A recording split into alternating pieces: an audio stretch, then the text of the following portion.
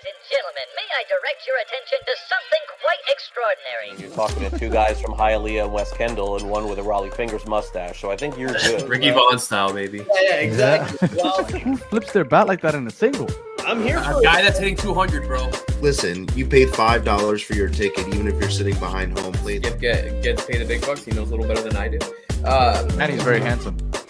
So handsome. super Great. handsome. Super Your handsome. expectations as a Marlins fan should have changed by now. All the feels, man. Like, I love Pablito so much. Lineup doesn't take all your ball. It depends on what you give up, I man. don't like that question, Danny. I don't. Why would you let me see it if I can't have it? Like, I feel like the Marlins. Jerk. Starting staff has looked so much better. All three of them. I'm looking forward to this one, guys. I believe. The Marlins have the worst run differential in the National League. Oh man, now this was the wrong choice, but I am ready to get hurt again.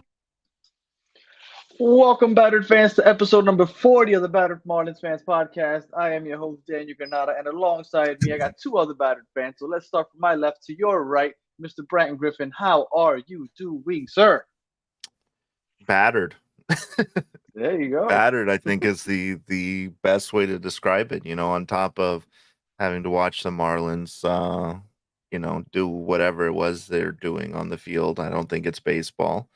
I had to find out that, I had to find out that the team I've adopted, the Baltimore Orioles, someone in our fan base who annoys the living shit out of me, has also decided to choose to jump ship. And no, I'm not talking about the man to my right, Callie. Care to weigh in? All right, I guess one thing at a time here. I'm fucking depressed. Like, just dog shit baseball today. Well, Callie, you thought that this would be a bad year, but I don't think you thought it would be this bad. I did think we were going to take a step back. I did think we were going to be worse than last year, but this is like especially terrible baseball that we're playing. Like, it's not entertaining. I put a tweet out and everything. It's like, I don't know what to do anymore, man. Like, this isn't enjoyable. This isn't fun for me. We wait all fucking summer for baseball to come back, and now I'm watching it and I'm like, do I have to? And I'm going to, but it's terrible. But on the plus side, I'm wearing our merch today, party like it's 1997. Yeah, that's all I can think about because the present time is fucking terrible. Yeah. Another thing, I'm moving to Baltimore. I've adopted the Orioles because of that. They got their teeth kicked in too. And I just feel like I'm setting a trend a little bit, So it's cool. It's fine. I'm admirable, so it's okay. Well, I mean, this year is going to be a little different, if it seems, because last year the routine was, let's go over the previous series game by game. Let's talk about what we thought about this game, key plays in that game. I don't think we need to do that anymore because it seems like it's just going to be a whole lot of just like bad rolled into one. So maybe we can go series by series, just in general. Like, for example, the Cardinals, since we last recorded, we played 2 games. Saturday, Sunday, we had that random Friday off, which is going to be the only Friday off we have all season. And then we lost on Saturday 3-1. And then we got our first victory of the season, scoring 10 runs against the Cardinals, 10-3. At that point, did you think things were going to get turned around? No. Nope. Of course not. Of course not. But it was nice to put up 10 runs. But worst start in franchise history, which is saying a lot because this team has a lot of bad seasons in its history. But worst start in franchise history. The pitching has been atrocious. The hitting has been, I think, better than I expected. But even then, not enough. Yeah. Well, I mean, I thought that we were going to take a huge step back without Soler and I mean, I just didn't know what to expect out of this lineup since we didn't really add much outside of, I guess, keeping Berger and Bell after the trade deadline last year. And I think as far as the pitching's concerned, I think the bullpen pitching has really sucked. We've seen good games like today. Trevor Rogers looked pretty good, only gave up 2 runs while he was in there. Max Myers had some good performances. Brian Weathers had a decent game the other night as well. And it's just, maybe we score 3 or 4 runs, but then the bullpen gives up 8. Or tonight, what the hell did we give up? 8. Yeah, 8. Gave up like Bullpen 5 in gave the up 6 seventh. runs. Yeah. Yeah. 5 in the 7th because Soriano loaded the bases, and then Nardi came in. Soriano hasn't been looking good. Nobody's looked good. Tanner Scott the other day when he came in and got the save against the Yankees, it looked like he was going to give it up. And the one thing I'll say about the St. Louis series though is Jake Berger homered on his birthday. That was awesome. In front of his hometown. Yeah. He grew up a Cardinals fan, so that's cool. And I know Callie brought up in our group chat that video. I don't know if you want to talk about that, Callie. That was pretty awesome. Yeah, I mean, it sucks to talk about baseball, so we might as well talk about some of the ancillary things that come with the Marlins. Let's go. Jake Berger, like the Marlins put out a cool video of like his grandparents, like going through like his grandfather had like the scrapbook of like every moment, like good and bad, and he, and I thought that was really cool. And then he talked about how, after Berger tore his Achilles and he was struggling with that, he even the grandfather said like that was the beginning of the slide downhill mentally for Jake. The grandfather talked about how, he couldn't relate to him because he'd had a stroke and it was kind of like, he understood the rehab process and what it took to kind of get bounced back from something like that. And Jake Berger in general has been very open about mental health and stuff like that, which I think that not just in sports, I think even deeper than that, I think especially amongst men, it's something that we kind of ignore talking about. I think we all kind of grew up with parents that said, like, hide your feelings, like you don't show that, like wear it on, shove it in your pocket and keep moving forward. And I think it's cool that we have this figure on our team, this guy who's gone through some pretty tough stuff, and he's been very open about it, about some of the struggles he's had. And I just think it's encouraging that he's using his platform to talk about the things that are hard to talk about, especially I think amongst men. And, I think it's something we need to do more. Like we need to let it out. We need to talk about it. We need to, none of us have it figured out. Life's fucking hard, especially watching the fucking Marlins. It's a fucking disaster. Let's I just think it's cool that he's creating a space that we can talk about it, and I know mental health is definitely something I've struggled with. It's something that I actively seek help for on a regular basis. So I think that's cool. I thought that was that hit in a special place in my heart because I know where I've been mentally. I know the work it's taken for me to kind of get to where I am now. So I appreciate that Jake is so vulnerable in showing that. Yeah, I think that hit me the same way. But I think it's awesome that, I'll say it again, the only good thing about this team is the marketing team, that they put that out there and they were like, hey, we're going to push this. And it got a lot of traction, not just like with Marlins fans. Like a lot of people discovered Jake Berger and his story. And if you go back and like you look at his time with the White Sox and like when he was really struggling with mental health, like the guy almost retired. Like he just was in a tough spot, and for him to work out of it. And the really sad thing about the whole thing is it feels like from the video he's found a home. Yeah. And I honestly don't know how much longer he's going to be here. Yeah, he's not finishing.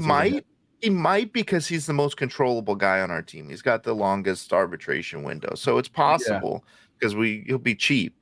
But it's just it just makes you feel like I just want Berger to stay. 100%. I'm so attached now. But unfortunately, if we're really honest about the first 2 weeks now, he's been the most consistent hitter. Yeah. Even though Arise is technically batting a higher batting average, Berger has been the most consistent hitter. He's been our best offensive player, and because of that, I don't expect him to stay. Because controlled or not, if I was another team, that's who I would want on my World Series contender. That's who I'm looking for. So unfortunately, I don't think he's long for this, and And I hate to say it because I've also loved Burger and what is it, the Burger Fridays now and whatever else they're Yeah. doing at the stadium. So let's just real quick. The Yankee series got spanked, salvaged that last game. Like you said, Tanner Scott felt like he might give up that third game, got the second win. And then today got our ass kicked by the Braves, although it was a good start. Bullpen gave it up. So we went, 2 in and 4 or 5 over the last week. So I don't even want to get into details of the games because it's just been horrible. So we could talk about just in general terms. AJ Puck. He's leading the league in walks. He is now the new Edward Cabrera. He is not made to be a starter. He's not made to be a closer. Maybe he could live in the bullpen somehow. I mean, the bullpen needs help. So maybe he can help it out somehow. What do you guys think? Well, the good news is the original Eddie Cabrera should be back with the team this weekend. There you go. So Puck or- held or it down next long week. enough. Yeah, he I think he's got his final rehab start with Jacksonville either today or I think it's tomorrow. He's going to stretch out to 95 pitches and he should be back with the big league club. Brax Braxton is not too Garrett far should be- behind him. Yeah. Yeah, Brax has been recovering a little bit faster. He's going, I think he's going this weekend. He's going to stretch out to 85, and then he'll probably have one more rehab start, and then he'll be back probably the end of next week. So reinforcements are coming, but the problem is whoever they hand the ball to in the bullpen is going to fuck it up. So who Or cares? maybe they go from Cabrera to Puck. I think that's a beautiful transition. Yeah, How do you think, Puck Ali? can be that guy. yeah, and Puck, like he's like the walks are bad. Like the walks are obviously bad. Aside from that, like he hasn't looked absolutely terrible. Like he gave up the home run to Verdugo in that series, but it's like it wasn't a bomb by any stretch. Like I saw something that like that's only a home run in like 8 other ballparks or something like that in the league. So it's not like, it wasn't a tower or something like that. And Yankee Stadiums is historically a shoebox. Love it. But I mean, yeah. But I with AJ Puck, I just find myself holding my breath every time the ball's about to come out of his hand. Like, Danny, I think you nailed it. Like, he's clearly not a starter. And then the closer, again, he had an incredible stretch in the beginning of last season as a closer. And then it seems like he's never really bounced back after that. He might Brian just hit be it on the put- head. Brian called his dead arm, and then he never bounced back from that. Yeah, I think if he can be an efficient middle relief guy or even a long reliever type, I think that'll be fine. But I don't think starting's for him. It sucks because we were expecting a lot out of him. And I remember when they were talking about making him a starter, I feel like all of us were kind of like, I don't know about that one. Mm-hmm. And I hate I that. wasn't. That's right. I was in. Yeah. I was sucked in, and I think Yeah. He had a good spring training. he did, and he hasn't been like he's walked a lot, but like he's got a lower ERA than Luzardo. Like who thought we would say that? Like at this point in the season, like You know who he doesn't have a lower ERA than? Max Meyer, my man. Sixto. And Oh. 60. Spazzy's boy, Sixto. Listen, Spazzy said we could. Actually, that's not true. Sixto's ERA is Really? 10.38 right now. AJ Puck's is 5.91. So I'm sorry, Yes. I meant is lower than. Yeah, I knew Sixto was up in the Yeah. no, Sixto's at stratosphere. 10. Yeah. Yeah. Sixto's horrible. The only one who has a higher ERA is Kent Emanuel, and I think he's gone. So He's gone. He was DFA'd. yeah, All right. Thanks I for think playing. Puck's gonna go back to the bullpen. So this is the Well, crazy. this is my thing. question. Yeah, okay, go ahead. No, and it's probably the question you're gonna ask. Is by the end of next week we have Brax and Cabrera back. Who Right goes? here, huh? Yeah, Puck because goes. Puck probably Puck goes and back to Weathers. the bullpen, but Mhm. Fucking Weathers. our worst starter. But Weathers is 1-1 with a 2.57 ERA right now. Weathers is dealing. I just don't think they send Rogers to the pen. That'd be the No. other option, but Right. It's crazy to think about. Like we're talking about a team with 2 wins. But now we've got 2 starters coming back from injury, and we're like, oh, who do we put in the pen? And maybe it is AJ Puck goes to like middle relief, and then you have Ryan Weathers as like a long reliever. That could help the bullpen, because I don't want to give the ball to anybody that's there right now. No. Except Bender. so- Bender's been pretty good. Oh yeah, Bender, yeah, absolutely. Cronin That's a had good been call. good. Cronin was doing great, and the motherfucker yeah. is chilling in Jacksonville right now. I remember I thought to myself, like, oh man, we got something with Cronin. No, Yeah. not for long. Yeah. You know what I did earlier today to try to prepare for this episode? I was trying my best to think positive. I was like, I'm gonna find some way to work the numbers to be positive because I love numbers. And I looked and I couldn't find shit. And I thought, okay, this is what I'm gonna do. It's true. The schedule started very difficult. So I was like, let me see how we did against these teams last year. And then if we would have played these teams at the beginning of the year like we did this year, our schedule would probably be still rough, right? But those games have to happen regardless. Maybe we win the other games. We had a winning record against the Yankees. We had a winning record against the Pirates. We had a winning record against the Cardinals. And then against the Braves, obviously, we had a losing record. There is no way to flip this and make us feel better.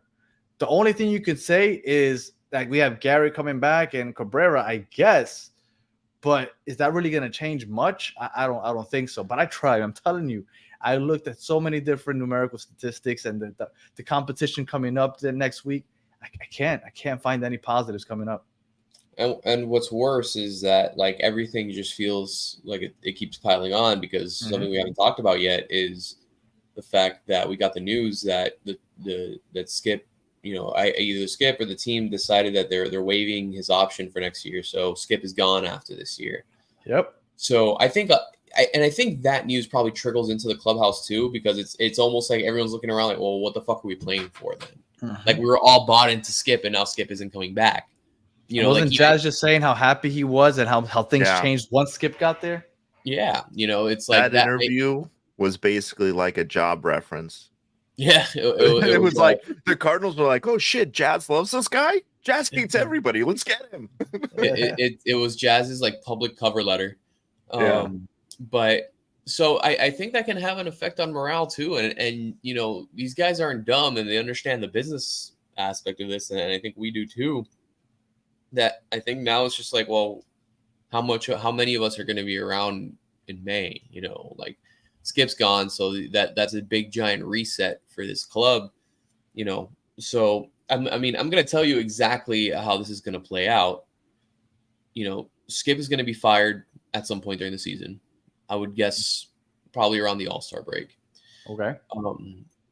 We're going to trade off every valuable asset we have. All right. And that's Berger, that's Arise, that's Luzardo, that's Jazz, Bell. They're all going to be traded. We're going to load up on prospects. All right. I will probably keep, Sandy and Yuri around to keep people happy and stuff like that. But, they're going to roll. We're after the All-Star break, we're going to see Troy Johnston and Tristan Gray and Dane Myers getting regular starts, playing time, regular starts. Vidal Brujan is going to be our full blown. Jacksonville's been tearing it up. I mean, Brujan is absolutely horrible. Yeah, he made a great play today, but anyway, that's going to happen. Defensively, he's been bad. I thought he would be good defensively. He's been bad on both ends. Yeah, he's not good, but so that's going to happen, and then they're going to hire some nobody to babysit those prospects. Probably the Rays single A manager. I don't know who that is, but that'll be it. We got to get somebody from the Rays. Yeah, they'll get someone who's good at sitting in front of a camera, who's probably pretty good at developing young guys. Something just hit me. And we're gonna suck for the next 2-3 years until we cross our fingers and hope that some of these prospects pan out. And then when they reach their peak value, we're gonna rinse and repeat this process for the rest of our lives, as long as Bruce Sharman is the owner. Which is brutal. Do you think because of the Marlins, it's the Marlins, right? Like they're gonna do something to try and get people to stay and like say, hey, we're doing a fire sale, but whatever. I forget. God, and this is terrible. It's been a long week, so I forget her name. The woman we hired for player development. Rachel, she has a tough Yes, last name. Rachel. Rachel Yes, who was minor league manager in the Yankee system. Rachel Balkovich. Yes. Honestly, I was Do thinking you that think a good hire. that You know, I'd be okay? I mean, listen. Anybody you hire after Skip is gonna really have a tough job because Skip has done fantastic, but that might be something to kind of keep in the back of our mind that Rachel might get the job after Skip. I thought Kapler, but then I was like, he's just the wish Callie. Like, why not just hire Callie? Like, we saw the video he did, like ripping you off. Like, come on. He stopped making those videos though. I haven't seen any. Good. After Callie put out his video, it's Yeah. like, fuck, I'm not doing this again. So he said I call mean- off the season. You know what? We were talking about the morale in the locker room, understandably so. But I think this is the hardest part of baseball. When you start this poorly, at some point, you drag your feet to go to the games and to batting practice and whatnot. And when you know that you still have you have 148 games left, 148 games left, and the season feels like it's already over, it's got to be a drag. Like, Yeah. I can't imagine fun. how that must feel right now. Yeah, it's demoralizing, man, and it's like, you know, it's the beginning of the season, and like again, the season isn't won or lost in April by any stretch, but you know, it's tough because it's not like we're seeing good baseball that's encouraging. You know, it's not like we're losing 1-run games. It's not like we're being competitive at the plate. It's not like we're losing pretty significantly almost every time we play, which is upsetting. Yeah, but I And think granted, we've played, aside from the Angels, we've played 3 good teams. yeah, but I think one thing to keep in mind too is like in most games we put up runs, we scored runs. Like it's not like last year where we were winning games like or losing games by a run, like only scoring 2 or 3 or whatever. Like we're scoring runs. The starters, for the most part, 3 of them have looked pretty decent so far this season and gotten, not deep into games, but gotten to 5th, 6th inning. Defensively, like we're about as bad as we thought we were going to be, but the bullpen is really like what's fucking us up. Astonishingly bad. It's Yeah. astonishingly terrible. It's insane because like and I find myself checking the news every day to see if Brazaban has gotten whatever his immigration problem is sorted out and can get back from the Dominican Republic. Like we need relievers. Can I tell you how battered Marlins fans are? I also thought our hitting isn't that bad. Like we're scoring runs. There's only one team in the National League that has scored less runs than us, and they've played 1 game less. The Marlins, the Nats. Oh, the Nats. The Nats have scored 2 runs less than us, and they've played 1 game less. We are not hitting as good. Like for us, this is good hitting, and it's still almost the worst in the National League. That's how bad this is. And I think kind of like you were talking about, like the mentality in the dugout and the clubhouse. Like when you go into like the 5th inning and you've got a 3-1 lead, and then here comes Sixto coming in, and then all of a sudden you blink and you're down 7 runs. Like I at that point, like as a hitter, you just like, fuck, we can't come back. Man. Yeah. And the thing is, hitting is already so hard. Like like, I'm sure I've said it on here, but I definitely say it in conversation. Like hitting a baseball is the hardest thing to do in sports. 100%. Like it is painfully difficult. So to have to ask that much of the lineup every day is a lot. It's a lot, but it doesn't help that I would say 3 or 4 of the main guys in our lineup just can't fucking hit. Like Avi Garcia cannot fucking hit. Nick Fortes cannot fucking hit. Emmanuel Rivera, he drove 1 in today, but he's a question mark.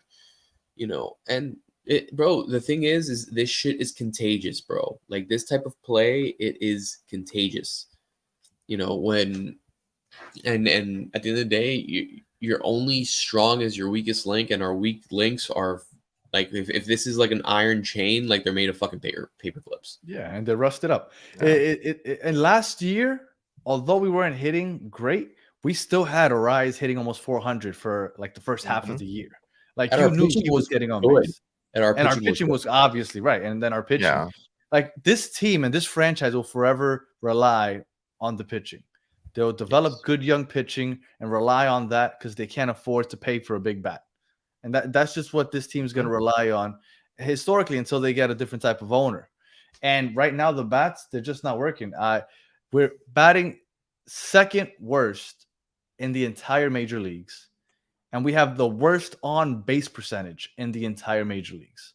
Like we say we're batting better, but it's not showing statistically. And that's how battered we are as a fan base, which really sucks. It really sucks, especially when I saw how the marketing department was going. I was like, you know what? Coming off the playoffs, they're really pushing this. It's really cool. I'm getting excited. And man, it ended in less than a week. It felt like it sucks. How bad did that skip it campaign backfire? Yeah, now they're using the it. opening day thing. I was like, yeah, skip it. Let's do this. And then like now it's like, yeah, let's just skip the season. Yeah, especially it turned around on them. Now everybody's like, gonna watch the Marlins game? Nah, skip it. It's wild how this turned around. I have a question for you guys before we get into the predictions for this upcoming week. Obviously, hindsight is 2020, so it's almost unfair to ask this question. But would it have been better to just do the fire sale in the offseason? Yes. And take the backlash? Because there would have been backlash. We would have been really upset coming off the playoff appearance. And I think that's why they didn't do it. Because like Callie told us after last episode, I believe, this was like almost planned. Like we're going to do like shit to excuse the fire sale. And it feels like that's what happened. But at this point, if that was really the plan, they should just done it. Take the backlash. We'll be back next year. So what do you think, Brian?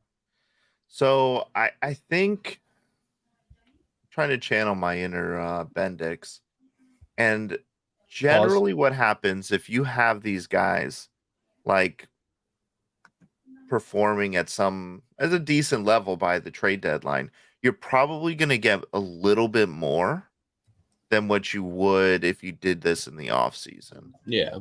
So because like, the Yankees are going to be like, oh man, John Birdie, like it's not really cutting at third base. What's it going to take to get Berger? Yeah. Or, somebody's going to be like, man, we need a third starter. Like what's the price on Luzardo? And they're going to start calling. And then at that point, the buyers are going to set the market. Like the Marlins aren't going to say like in the offseason, the Marlins can't really say like, yeah, well, this is what we value him at. And then, we have the Padres who are like, yeah, give us Luzardo and Arise. And yeah, we'll give you like, we don't really have any prospects, but we'll give you like a couple of the guys. So I think the offseason market probably just didn't develop. And we saw that with free agency. Like it was weird. Nothing happened until Ohtani happened. And then it just kind of trickled out and then, fizzled out. So I think probably it was smart not to do it from like a business standpoint. You think you'll get more now? In the offseason, I think he's gonna. He potentially could if we can start performing. If everybody's performing like shit by the deadline, then you've kind of lost some value there. So, with morale going down, I hope that their performance doesn't also accompany. I hope they're trying to kind of build up their price to end up on a good team. Well, and so that that's part of the hope. But then, I think a lot of the hope is like we're about to get two really good starters back. Mm-hmm. Like I think there is hope within that locker room because the locker room doesn't look defeated. And when you listen to them talk, like they don't sound like they're ready to throw in the towel.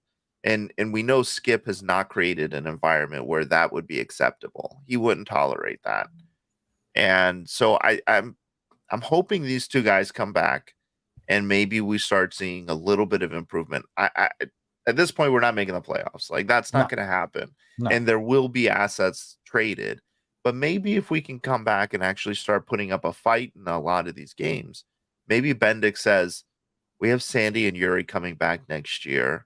Maybe we don't need to tear everything down, but maybe we trade off like an Arise at the deadline, trade off a Luzardo at the deadline to rebuild some prospects, but then also be in a position where we may be able to compete. And if we can't, we blow it up.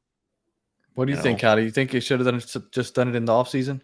Yeah, I said it a lot. I mean, I say that as a fan, right? Like Right. Brand's 100% right as from a value perspective. Got people And are you're more likely right. to overpay. People You're are more right about likely- how we feel. Yeah, like as a fan, like if this was the plan, like fuck it, rip off the band-aid, like trade everyone off, and and I also said that like because you asked, like, oh, would I be happier just watching the prospects if that was good? Yes, because at least I would know there's direction. At least I would know there's a plan. Like, okay, this is gonna suck for 2 years. It's going to be ugly. We're only going to win fucking 65, 70 games a year. And that's fine. I can fucking live with that. Like, if that's the plan, if you're telling me, like, look, guys, it's going to suck. It's going to hurt. We're going to let these guys go. But we're doing this so that in 4, 5, 6 years, we're like the Orioles, where, we're bringing guys up through our system and we're hopefully making a real run. We're like the Rays. The Rays were like, or the Braves were like the Astros that were developing guys from within to The Astros is a great example. to build something sustainable, right? But right now it's just a hodgepodge of like, okay, like we had a shot for the playoffs, so we made push, but then the offseason is like, okay, we're changing our mind. And the fact of the matter is we were a power bat away, and we were probably a bullpen arm away, and obviously sucking it up with the rotation until Cabrera and Garrett came back from being competitive, from being a pretty good team. Yeah. But instead it's like, okay, we're not going to sign any free agents. We're not going to, we're going to sign one free agent. We're not going to address the bullpen by any stretch. We're going to rely on guys that are here that aren't big league ready, or we're going to rely on prospects that aren't that good comparatively to the rest of the league. Like if you'd have told me all that, like, okay, cool, I can live with, okay, we're not winning a World Series anytime soon. All right, let's pump the brakes. All right, I'm me, Peter Bendix, I'm gonna get my guys, my system in here, and we're gonna do it this way. And we're gonna take a couple steps back, but this is the plan. We have a plan. Yep. Now it's just like it was all this bullshit about, oh, we're gonna be competitive, we're gonna market the fuck out of this team. We don't want to take a step backwards, and now it's like, okay, well, we fucking suck. It's very clear why we fucking suck. Now the coach that everyone got invested in isn't coming back, and That was so weird. And now we just know what this process is now. Just if you're like if you watch an ounce of baseball, you know what comes next. Yep. Yeah. So as a fan, I would have rather them said, okay, yeah, guys, we're trading Arise, we're trading Luzardo, we're trading Jazz, we're trading Berger, we're trading Bell, we're getting rid of everybody, and we're starting back at square one. I would have been pissed for a minute, but I would have been like, okay, at least there's vision. At least. And you know what's funny? I would have looked forward to watching those games because I love watching the young guys. Yeah, I would have watching been like, develop. Yeah. It's like the only exciting thing to watch at this team. Like at this point, the only guy I'm like, I can't wait to see him play is Max Meyer. Monteverde. Oh, I will watch every Max Meyer start because he's a young guy. Like he's finally getting back healthy, and like he's gonna do it. And Patrick Monteverde, don't worry, I still watch his games. And you get the minor league package with MLB TV, so I still check in on him. And well, that's the perfect transition because the next 6 games are all at home from now until the next time we record. And so you have a chance to go watch your boy Max Meyer if you want. We got the Braves tomorrow and Sunday. We got the Giants Monday, Tuesday, Wednesday. And since we record Thursday nights, we got the Cubs Thursday. The Braves, obviously, kick-ass team. The Giants haven't looked hot. They're, I believe, 4 games on the 500, and the Cubs are just about a 500 team at the moment, I believe. So, I guess I'll start. I think we get our ass kicked by the Braves the next 2 games. I think we mustered out 1 win against the Giants, and I think we lose to the Cubs. I think we go 1-5 in our next 6 games, and that would bring us to 3-17 on the season, 20 games into the year. Brighton, how are you feeling about the next 6 games? Braves for sure. We're gonna get swept. Like Yeah, I agree. there's yeah, That it's team happening. is loaded from top to It's bottom. insane. It So feels like stupid they're how good they are. cheating. Yeah. It's so stupid how good they are. It's so annoying how good they are. I feel Yeah. like There's no room to breathe. Everybody that comes up to bat is dangerous. And what's crazy is Rogers handled him pretty well. He did. with Roger, his velo is just so down, bro. He was like his fastball's like Yeah, 91, 92. Like, But I think he's had more movement on his pitches. I want to look at the Fish on First. I think did a pitching analysis on him, and I want to look at that. I said 1-5. C said 0-6. Brighton, where you at? I think we're gonna take 2 from the Giants. Okay, I can see that. I can see us rebounding because I think probably like the last game of that series is probably when Eddie comes back, and then I think we've got Luzardo going. No, Luzardo's against the Braves, so we probably have Rogers, Puck. Well, maybe we only get one. Maybe we only get one against the Giants, but yeah, if Eddie's back for the Giants game, I can see us winning that game. If not, I think we only take 1. So I agree with you. We're not too far away from the $1 games again. I can't wait. looked on Game Time earlier. They're already back. You can go to one of the Giants games for $1, man. And you'll probably be able to sit where the fuck you want. Behind home plate. I should have done it for the Angels. I remember I was telling my wife, I was like, you know what? I think I missed an opportunity because Mike Trout is a legendary player. He will go down as one of the greats of all time. And you could literally pay $1 or $2, sit behind home plate, and watch him play. Yeah, for like $2. Yeah, I got to see him play at Camden, so that was cool. But I checked that one off the bucket list. But your seats wouldn't be like here at Lone Depot, though. No. All right, I could probably talk to him while he's in the on deck circle here. For sure. I mean, right now I just don't have any I guess it's just like I'm in my ultimate low tonight. Like I have no hope in us winning. I go into every game expecting to lose. I go into every game thinking we're gonna play poorly. And the Giants can hit a little bit. You know, they're not a great team, but they have a couple guys who can swing it. And JD Davis is off to a great fucking start this year. Soler is gonna come in. Shout out to my fantasy team. Soler's gonna come in and he's gonna be like, I'm going to destroy Lone Depot Park. I'm gonna make you regret not giving me a qualifying offer. I think I'm with C's here. Like I just don't see it. I don't there's nothing I can point to in our game right now in the way the Marlins are playing that I'm like, maybe we'll sneak one out. I hope I'm wrong. I think the Giants series is a great opportunity to turn shit around a little bit because from the teams that that would be it. You know, because after them we got the Cubs. We have the Cubs in Wrigley, which is always tough. Then we go back to the Braves. And then you know what? At the end of the month, we have the Nationals and the Rockies back to back. Those are 2 bad teams, probably just as bad as we are. On at least by the numbers, those are 2 series that hopefully we're talking in 2 or 3 weeks, and we're like, okay, yeah, we won 5 games there, and shit doesn't feel so terrible. But they just got to stop getting swept.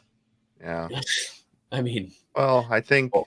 Yeah, I'm not confident. I'm just not confident in this team right now. I'm really not. Brax. Listen, our hopes lie with Brax, and I think Brax will be back for that. We all know how Cubs series. I love Braxton Garrett. I hope that's the case. I want him to come back and just be like, "Don't worry, the ace is here," and I want him to go 8 innings, hand the ball to Puck, and be like, "Listen, you finish us off, man," and then that catapults us into the rest of the season. Brian, it's not going to happen, but if Puck comes in for a save opportunity, I'm throwing myself into traffic. Like, I want you. Who do you want, Tanner? Yeah, bring Tanner, bring fucking Bender. I don't. Oh shit! I just got a text from Spazzy. He said, "I want Sixto as our closer." Keep drinking those English beer. Our boy Spazzy's across the pond watching Arsenal this weekend. So that's right. And just to put a little more salt on the wound, the Marlins have the least amount of extra base hits this season and have walked the 4th least in the major leagues, the least in the National League. Do we have the fewest home runs also? I don't think so. I'll tell you right now. We do not have the fewest home runs. We're tied for third worst in home runs. The White Sox have only hit 8, which they also only have 2 wins this season.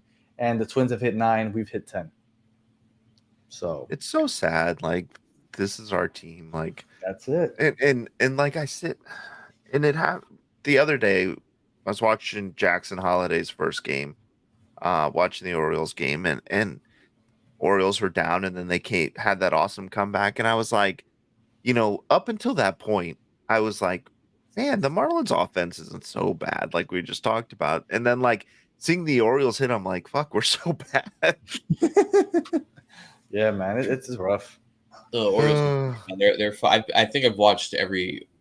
I think I've watched every Orioles game this year so far. I've been double screening it a lot, and just like the dichotomy of baseball is like one is just so I have to watch the Marlins on my laptop because I've noticed that. I've noticed the big screen is always the Orioles. Yeah, but it's because the reason being is because I'm not paying for Bally's, so I'm using a VPN to watch the Marlins. Got you. Yeah, I mean, and I'm watching the Marlins through ethical means, and so I have to watch them on my laptop because I also don't want to pay for the VPN. Yeah, you get that one device. So it's my laptop. I watch the Marlins on this. And then if it's a day game, I can watch the Marlins. Like I'm at work or something, and pop up the Marlins on my laptop. Yeah. And then I have my phone I either have my phone or my TV for any other game I want to watch. So yeah, that's what I've been doing. Well, I mean, the results suck for the Marlins, but I enjoyed being able to watch the Yankees and the Marlins at the same time this week. So that was cool. All right. Yeah. Any final words there, Callie? I hate everything. Happiness is a lie. I love it. Brian. Yeah. I don't go to the park this weekend. Don't. I remember we talked about like, we're gonna go to one of the Braves games, and now that I'm watching, I'm like, I'm so fucking glad we didn't buy tickets. Yeah, because you're like, I want tomorrow. Tickets. They're like $8. Let's do it. And like, I was like, I think I got something that weekend, and then now where we are, I'm like, thank God, like we didn't do it because that would have been the saddest thing. Like, and I think because Spazzy was in London, we didn't. I will say the Marlins are doing the teacher appreciation thing again, and I got the email for it. So I'm going to the May 10th game against the Phillies with my wife and my daughter. Okay. What the hell? So I'll go to that. I think they're still available. I'm sitting section 2, row 1. That's where my tickets were. Who are they playing against? Phillies. So I'll watch us get absolutely shellacked as Kyle Schwarber and Nick Castellanos and Bryce Harper send them to the fucking moon, put them in the Budweiser bar.